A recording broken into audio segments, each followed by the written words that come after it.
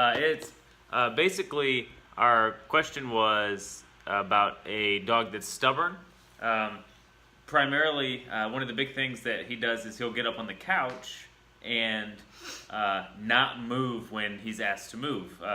So I think he's allowed to be on the couch, but like if the family wants to use the couch, he's not moving. If they want him to go outside, he's not moving. He's just like, I am planted here. And she sent us a picture with him with a leash hooked to him, where they're like pulling on him, and he's just like, no. He's like sleeping. Not gonna happen. Sleeping.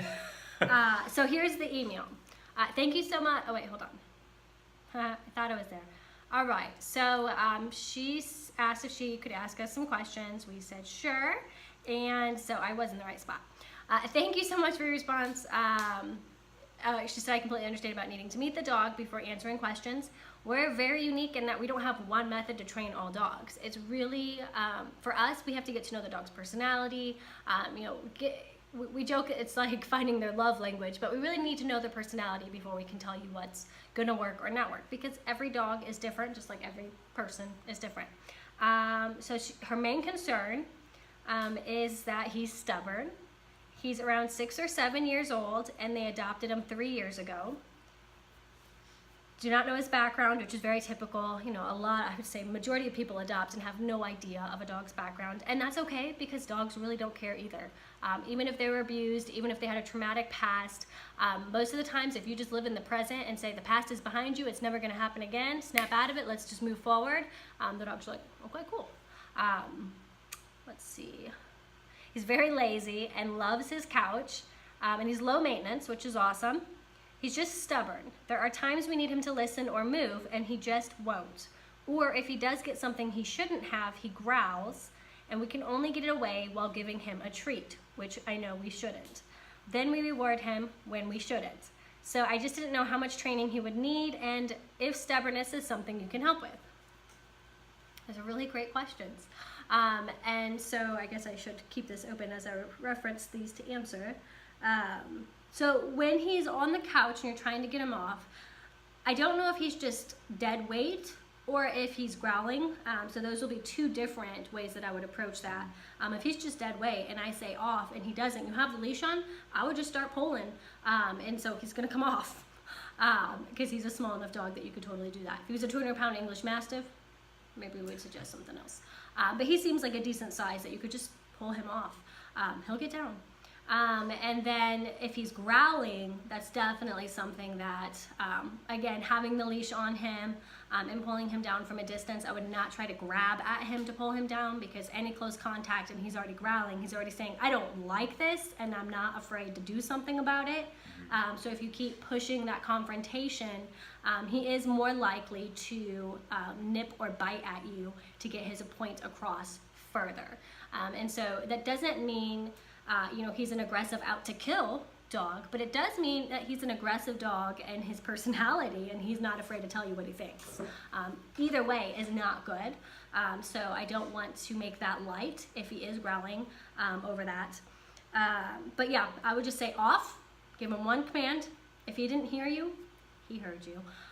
Grab the leash and say no off, and just walk out of the room holding on to that leash, and he's got to follow you because you have the leash. So he might have a rude awakening, but my guess is that he's awake and he's just doing what we call selective hearing, and he hears you say get off the couch and he's like, I'm sleeping. Mm-hmm. It's like what our daughter does when we get home late at night and she doesn't want to walk to her room. She's awake as we pull into the garage, and as soon as we get out of the car and look at her in her car seat, and we'll say, are you awake? And then she gets mad and you call her out for smiling. She's laughing at you, but she's not awake. So they just pretend very well. So that's what I would do. And if you're consistent enough, when you say off and he doesn't listen, you say no off and just walk the other way, he's going to learn that there are rules now that must be followed. Right now, it sounds like he's treated them as electives because there hasn't been a follow-through that he understood or that made him want to understand. So, the consequences aren't severe. We're not hurting him. We're not even punishing him. We're just saying it's time to get off the couch, and he doesn't listen, so we just make him. And these are what we call privileges. So if a dog can't respect a privilege because he thinks he's entitled to it, then maybe it's time to revoke those privileges for an X amount of time. We say 3 weeks to start, and then when you start to give him couch privileges again, you'll see a new light bulb turn on where he's like, oh, are you sure? You're really gonna let me back up? I'm gonna be so good this time. I'm gonna listen, I'm gonna do my best. And dogs are just like us. They're always eligible to make good and bad choices. So chances are, down the line, he's gonna make another naughty choice. And then you might have to have consequences that say, you know what? We were doing so good, but you got really, angry and you growled at me, so I'm gonna have to say you gotta be off the couch for another 2 weeks. That's not bad. It's no different than disciplining a child. And there's a difference between discipline and abuse. I'm not talking about beating your dogs or children. That's not appropriate at all. What I am talking about is consequences for choices. We all have consequences, good and bad. We don't show up to work, we don't get paid. We speed down the highway, we get a ticket. So there are always consequences, and these consequences are there to help us grow and become better. And why do you, so you said he feels entitled, and what do you think causes him to feel entitled to have certain privileges? I'm probably thinking into this way more than I need to. I would just say that 98% of dogs that come to us, because everything has been freely given to them, they've never had to work for anything. A good dog trainer friend of mine, Duke Ferguson, always says, the rabbit doesn't just jump into a dog's mouth in the wild, they have to go hunt it. And so us as loving pet owners, we put everything our dog needs right in its face. His food, here's a bowl of food, eat it. His toys, here's a toy, get it. Here's your dog bed, get on it. We never make them earn anything. And so earning could be something as simple as, here's your food, can you sit for me? Hey, thanks, job well done, now you can eat. It could be, hey, I got a new toy for you, can you come and sit at my feet? And if you don't, then you say, yeah, I'll put this toy back up on the shelf for later. So consequences are situations that make the dogs feel like they participated in the right for that object. So I always tell people, the food, even though you bought it for your dog, you're the one who went to the store, you shopped for it, you hunted for it, you picked out the best brand that you thought was best for your dog, you paid for it, and you brought it back home to share with your dog. Not to just hand over the reins 24/7, because dogs will obviously eat the whole bag in one day and throw up, but it's your food to share with them at select times. So presenting it to them in a way that makes them feel like they've earned it and they've contributed to that hunt, again, just makes them learn their place in the pack. And their place simply is a part of the family, not king or queen of the family. And so often, because we just give everything to the dogs, as soon as they bark, we're there to give them something. Like you mentioned, you know it's not right, but you're not sure of the other way to handle it. When he growls over, a treat or a toy that he gets, you give him another treat. So you're saying, oh, almighty king, I understand this is yours, but here, I got a better thing for you. And so you're just, I don't know if you've seen, what's the HBO show, Game of Thrones? King Joffrey. He's kind of a nutcase, but he was kind of bred to be that way. Like, he was born and raised to be a nut job. And he's a king who's like 11 and makes terrible choices. And his mom just keeps feeding in and not letting him reap the consequences of his bad choices, so he has no reason to change. And that's kind of what we do for our dogs. We give them a throne, we give them toys, we give them access to our bedroom, to our furniture, and then we're surprised when they talk down to us like we're beneath them. But that's kind of how we've treated them. If we treat them as part of the family, if you have kids and your kids talk back to you or growl, which would be the equivalent of screaming in your face or slapping you, what would you do? Would you say, all right, I'll let you stay the night at Cindy's house if you just go clean your room? If they just got in your face and screamed at you or slapped? No, you would flip out. You'd be like, excuse me? There's gonna be some severe consequences. You definitely aren't gonna get this toy back. You're definitely not gonna stay at Cindy's for a month or 2 months or ever again, whatever those consequences are. But we treat them as a part of the family. And for some reason with dogs, that area gets grayed out, I think, because there's so many media things out there about it's not nice to be your dog's alpha, and if you tell your dog no, you're mean. I'm sorry. I think it's mean to not tell your dog no, just like it's mean to not tell your children no. They need to learn what's right and wrong in the world so that they can grow up and make good choices. I'm getting off on a tangent, but I hope that this answered is solid. This your is thing solid. about entitlement. Yes. So I could go on and on, literally, but I'm gonna rein it in. I think you covered that really well. Okay, good. Those were all the things that I was hoping that you would say. Okay. Especially about King Joffrey. King Joffrey, yes. Yeah. So when he gets something he shouldn't and he growls, and you can only get it away while giving a treat. So I'm going to assume that that thing he gets is probably food, or a personal item of your guys's, that's not just like a toy, or his toy, but a personal item. So a kid's toy, underwear or bras, or those unmentionables that dogs like to steal, high value something. And toys usually don't rank as high value compared to those other unmentionables. So what I would do, especially because he's growling, and I'm probably going to get a lot of heat for this, but the safest thing to do, because some of those things, like let's say it's an unmentionable, like an underwear or a bra, if he eats those, he could die. If it's human food that's toxic to dogs or not healthy for them and he eats too much of it, he could die. So to me, this could be a life or death thing, and I think we should take it very seriously. So if a dog gets something... And I'll say, even if this time it's not a life or death thing, we want to make sure that our dogs know that when we say, let this go, you need to, because next time it could be a life or death thing. So going back to your children, they say that dogs have the average IQ of like a 2 or 3-year-old. They're not qualified to make lifelong decisions for their own health. They're just not. So if I tell my daughter, who is 2, not to eat something she picks up off the floor, I know she's going to listen to me because I have made sure that there were consequences when she didn't. Because, like Eric said, yeah, that candy may not be a life or death thing unless you eat too much of it, and then that's a whole nother topic. But when I say drop it, that could be because it's a pill that you found on the floor. That could be... It's a laundry detergent tablet that looks like candy. Yeah. I mean, there's life or death things that as parents, a good parent, we all make mistakes, but a good parent is going to raise their children so that they can make good choices in the long run. But we also know that at certain points in a kid's life, they're not qualified to make good choices. So we have to be there, whether that situation is a life or death situation at this moment or in the future. We know that every moment is a learning time to tell the kids, we love you. We're telling this not to be mean, but because we want to make sure that you're safe and can have a wonderful future. That's it. And so sometimes we do have to be mean mommy or mean daddy, but we know that we're doing it from the kindness of our hearts and not because we're bullies and we just want to be a boss. And that's where I think the line gets blurred with dogs and owners and dogs and alphas. People think if you're your dog's alpha, you gotta beat them and you gotta scream in their face and you gotta take this newspaper and hit them and roll them over every 20 minutes. That's abuse. Yeah. Like I don't care who you are. That's abuse. That's not necessary.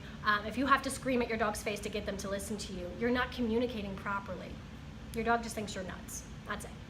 So to be a good leader, you have to build trust, and that trust is when I say leave it, even if you've opened up a bag of treats and they've exploded all over the house because you don't know how to open things properly. It's happened. When I tell my dogs to leave it, I know that they're going to eat all these treats and it's going to ruin their appetite for dinner, and they're going to have all of this bad stuff in their body that's not like super toxic, right? But it's kind of like candy. Some treats are like junk food that shouldn't be a meal. You should only get a little bit. So when I say leave it, I may be mean mom, mean dog owner in that moment, but my dogs know to trust me and say, okay, mom said leave it. And then I can clean it all up, and guess what? I'm a nice person, so I'm going to throw them a couple because they did so good.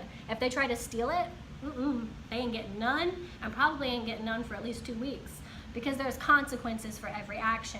And if you're consistent with this, just like you're consistent with your kids, you will start to see that light bulb moment of the dogs realizing that they have control with their choice. They can choose something that's going to get them an awesome reward, or they're going to choose something that maybe takes a reward away, or takes something, a privilege that they appreciate. Well, they probably don't appreciate right now, that's why they're misusing it, but it's taking a privilege that they're overusing away and making them realize how much they truly need it. Just like us, right? I mean, when I went to Costa Rica when I was in college, I grew up, I didn't have a whole lot. I didn't. So I grew up in a trailer park. I had been called things like trailer park trash, and I always wanted more than what I had. I always thought I didn't have enough and I needed more. And then I went to Costa Rica and I lived with a tribe for 2 weeks who had nothing. They built this beautiful lodge for us volunteers to stay at, but they lived in huts, 1-room huts with their whole family. And one of these huts that I visited had a castrated pig bleeding out in their living room because that's the only room they have. And they were just ear to ear smile every day. They literally had tattered clothes to wear.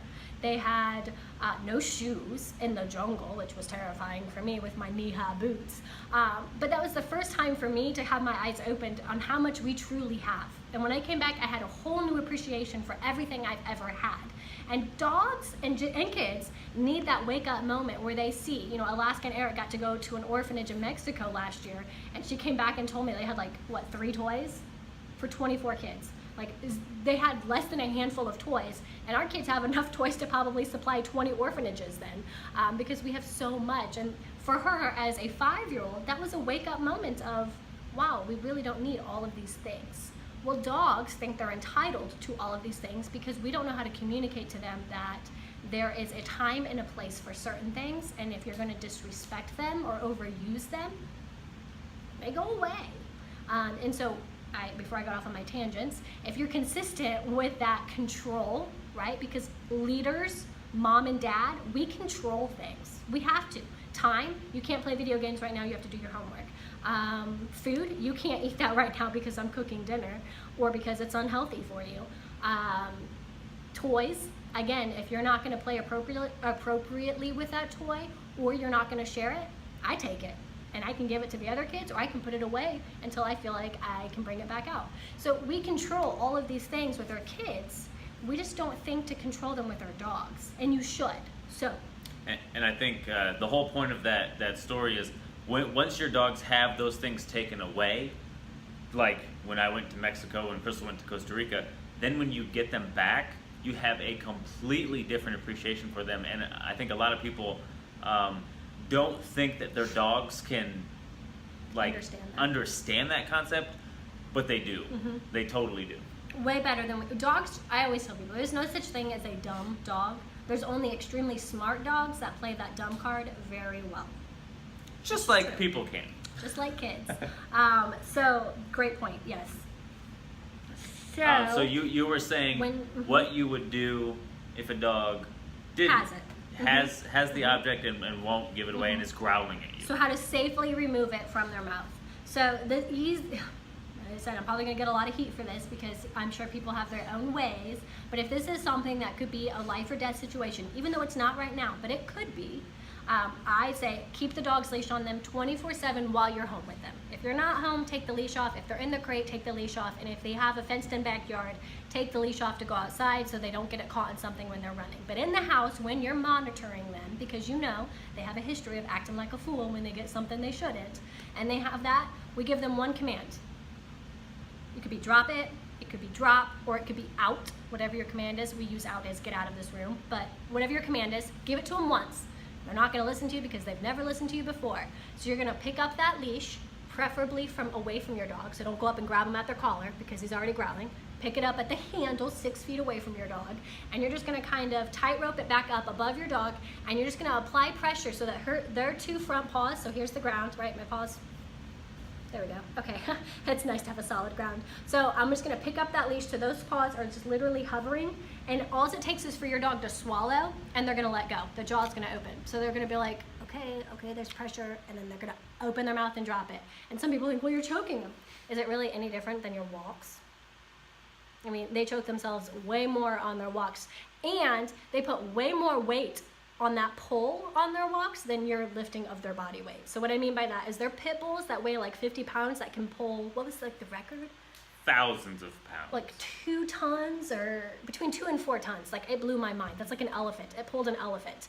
This 50-pound dog. So pulling is like dogs can pull a lot more than their weight. So all I'm asking you is to lift those 2 front paws just off the ground long enough that they swallow and that thing drops out. And then don't let them drop back down right away because they're going to pick it right back up. So you're going to release that pressure so their front paws touch the ground. So here's my 2 front paws. And I'm not going to let them have enough slack to bend down with their mouth and grab this off the ground. I'm going to keep their head back a little bit so I can grab this object out of the way and then release them and say, hey, what a good job for dropping it. Because they're the ones who had to swallow to open their mouth. You didn't open their mouth. You didn't force it out of their mouth. You gave them the choice and they had to swallow and it popped out. If you do this consistently, you say, drop it, and they look at you like, oh no, do I have to? And you go to pick up the leash, they're gonna start dropping it before you can even pull the leash up. And then it's gonna be to the point where you say drop it, and they're like, I don't want to play that. Here you go, it's yours, take it. Because there are consequences that made them make the right choice. I don't want you to go into your dog's mouth, pry it open, and take it out, even if they don't growl at you, because you didn't give them the choice. You just took it from them. The same as your kids. If I say, please give me that toy, and my kid doesn't give it to me, I'm not gonna go over there and snatch it from them. I'm gonna make them obey me because I know what's best and I have their best interest at heart. And I'm not about to fight them because that's not what moms and dads do. I'm going to say, well, then we're gonna sit here and you ain't going anywhere until you hand it to me. Choices, right? We can sit here and stare at each other all day. There's gonna be a good consequence or a bad consequence. And they're gonna get bored and be like, here, take it, I'm leaving. Okay, thanks, goodbye. So there's consequences, and there's so many different ways to parent, and there's so many different ways to raise a dog. So you have to find what works for your dog and your family, but I guarantee you, what you did with your kids that worked, it applies to your dog too. Right, yeah. The key is learning how to communicate the same concept to your dog in a way that they understand consistently, and the same stuff that works with your kids works with your dogs. I'm a unique dog trainer that says, I absolutely want you to treat your dogs like your kids as long as you discipline your kids. Right. That's it. I don't want you to treat your dog like a king or queen because they're going to treat you like a peasant. I want you to treat them like your children with discipline so that they'll look to you as mom and dad and say, you know what's best for me. What should I do? And that they will, like Krystal was talking about, have the confidence to make good choices in the future without being forced, physically forced to do things their whole life because they're not learning anything. Right. Like if we're pulling stuff out of their mouth, if we're coaxing them with other higher value treats or things like that, they're not making a willing, conscious choice to do. It's almost like if your toddler was throwing a fit at the checkout aisle because they wanted a candy bar and you said no, and stuck a candy bar. And then they threw a fit and you gave them a candy bar. Guess what? What are they going to do next time? I want you to take me to the store because I want to start throwing a fit to get me a candy bar. Faux show. Give me that scour bar. It's working. That scour bar. Then give me that. I was going to say faux show. Give me that sco. But then I was like, score bar. Score bars are his favorite. Christmas is coming. But it's the same. Like, I remember my kids threw a fit at the checkout line, and I was so blessed to have this older guy behind me, this older gentleman, that like straight up told my kids, he didn't have any teeth. He said, look, he didn't have any teeth. He said, you eat that candy bar, this is what's gonna happen to your teeth. I said, preach it. I love that. You want that candy bar now? I didn't think so. So to wrap it up, absolutely treat your dogs like your kids as long as you discipline your kids. Have consequences, and you can sit down as a family and say, okay, here's all of our dog's naughty behaviors, and here's solutions of what they should do instead. Like when I say drop it, they should let go, and then make a list of ideas of how to get them to stop. And as you go down that list, the first thing you try may not work. That's okay. Try another one. One of my favorite movie songs is "Try Everything" from Zootopia, because if you don't succeed the first time, don't give up. Just try something new. There's thousands of things to try. There are thousands of things that work, and you're gonna find something that doesn't work, and you'll be like, okay, not doing that again, but I'm gonna try something new. Yes, you will find that it's remarkable how quickly your dogs will respond to your commands like drop or anything else if you are consistent. So just to wrap it up. One more thing though, Go before ahead. you do that, I just wanna, crap, what was it? Go ahead, wrap it What up. was the thing? I was gonna say, just to recap.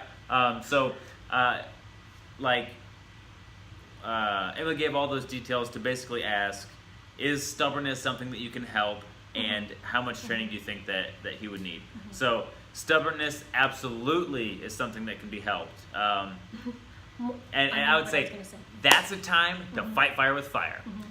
You have to be stubborn. So when you say, what we're talking about here is drop, but this applies to anything. When you say to do something, when you give a command, you have to be more stubborn than your dog. You can't give up and say, oh goodness, it took 7 seconds and I just don't have time to deal with this, or you can't give up. You have to be more stubborn than your dog. So the stubbornness can absolutely be helped. And like I said, with consistency, it's remarkable how quickly you can see results. And how much training would he need? It depends on the dog and depends on the trainer. And it depends on your goals. Like if we're just trying to get him to like obey you. Like, it's a simple formula that you have to be consistent with, and the formula, which we haven't said in this video, is what we kind of walked you guys through, and I don't know if we really finished up, but effective correction, proper alternative, and praise. So if you reward. It doesn't always have to be praise. Right, reward.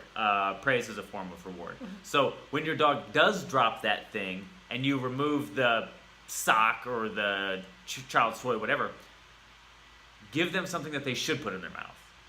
And then you can praise them for chewing on that. So cool. Sock? No. Here you go. Here's a rope bone. Enjoy that. Okay?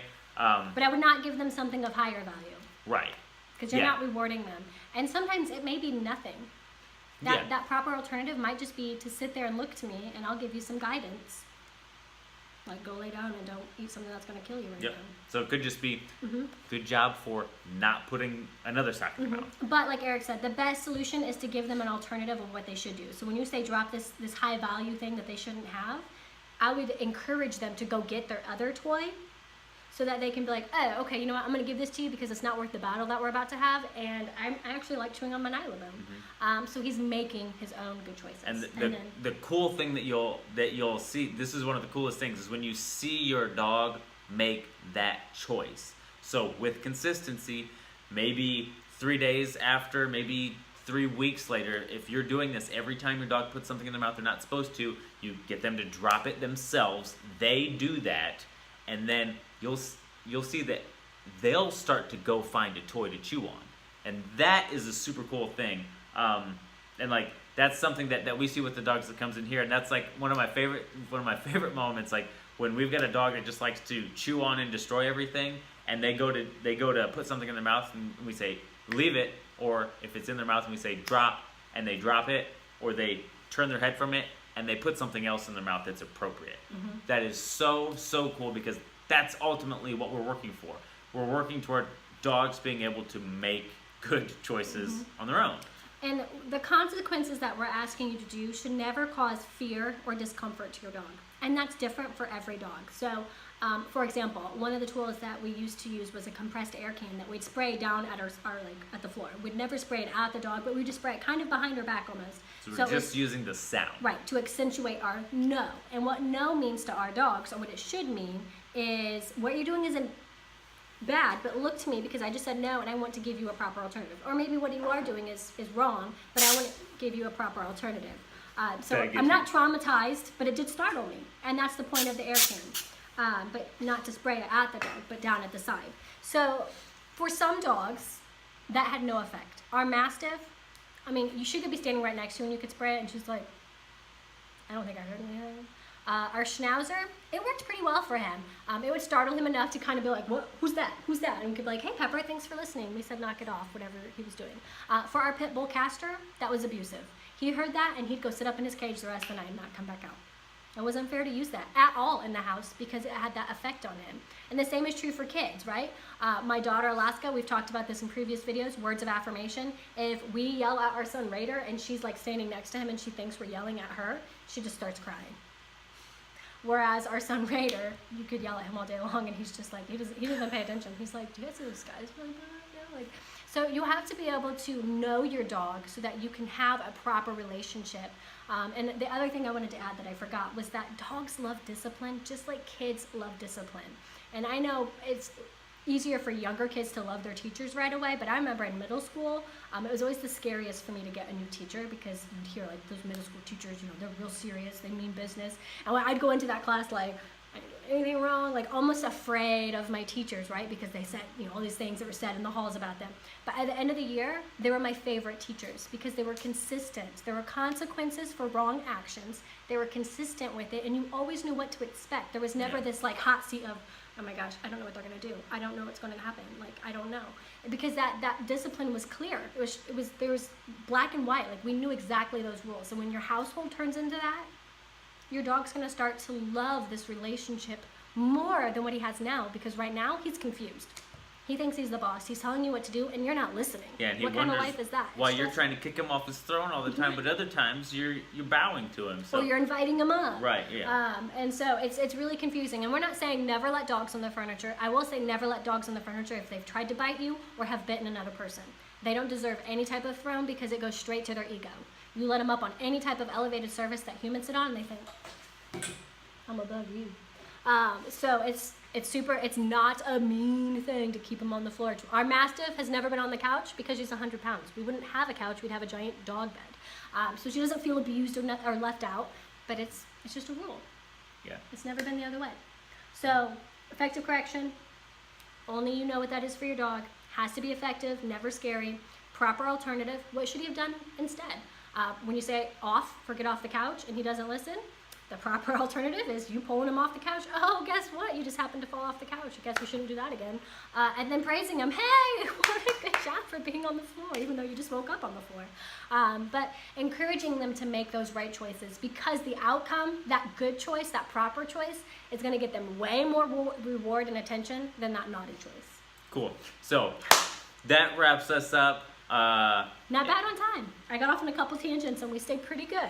Not terrible on time. So if you have any questions you want us to answer, if you want us, we like to abbreviate here. If you want us to answer any questions, then just mess us. I don't know the sign for key. On our send your cues over here. Facebook or EAM, and subscribe. Not to be confused with AIM. So no, we're not using AIM anymore. Yeah, subscribe so you get a notification next time we go live. And if you know anybody that this video may help, share it or tag them, whatever. It's free information, so do with it what you want. You can steal this video off the internet.